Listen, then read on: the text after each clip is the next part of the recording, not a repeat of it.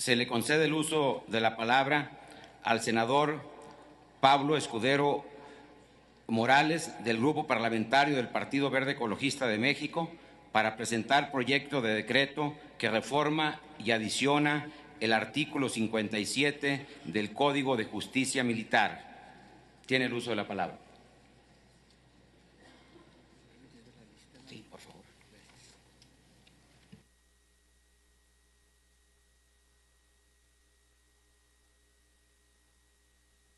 Cinco minutos. Gracias, señor presidente. Sin duda, el tema del fuero militar ha sido, es y será un tema polémico. Así lo vivimos en la Cámara de Diputados la legislatura pasada, con diferentes iniciativas que presentamos. Recuerdo alguna de ellas interesante de nuestro compañero senador hoy en día, Alejandro Encinas. Pero más allá de las anécdotas de la legislatura pasada, es obligado recordar la historia, porque esta discusión lamentablemente no es nueva. Desde el Congreso Constituyente de Querétaro, la consagración de dicho fuero generó divergencias. Así lo recoge el Diario de los Debates de 1917, del 8 y 10 de enero, donde justamente se debatía acaloradamente el fuero militar.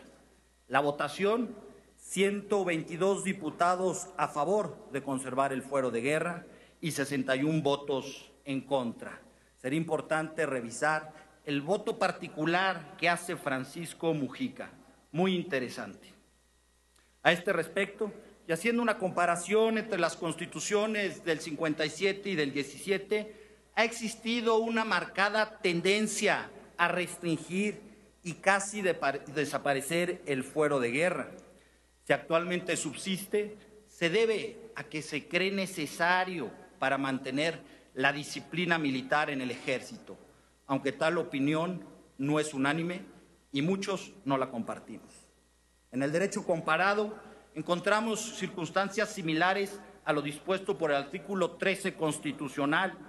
Está ahí la Constitución de España de 1978, que dispone en su artículo 117: el principio de unidad jurisdiccional es la base de la organización y funcionamiento de los tribunales. La ley regulará el ejercicio de la jurisdicción militar en el ámbito estrictamente castrense y en los supuestos de estado de sitio, de acuerdo con los principios de la Constitución.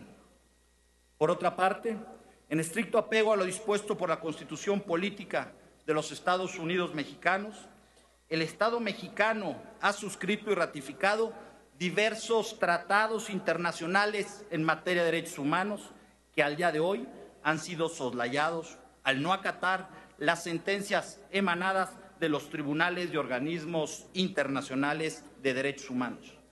Sin duda, los casos más recientes, más importantes, es el de Rosendo Radilla, y como comentábamos hace un rato que se ha estado discutiendo en la Suprema Corte de Justicia, el caso de Yetro Ramsés Sánchez.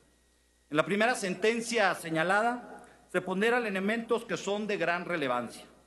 La Comisión Interamericana señaló que la actuación de la justicia penal militar constituye una violación a los artículos 8 y 25 de la propia Convención Americana, ya que no cumple con los estándares del sistema interamericano respecto a casos que involucran violaciones a derechos humanos, principalmente por lo que se refiere al principio de tribunal competente.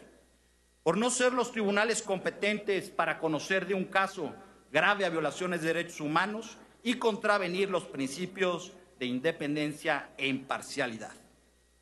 La Comisión Interamericana ha señalado reiteradamente que la jurisdicción penal militar en los estados democráticos en tiempos de paz ha tendido a reducirse e incluso a desaparecer.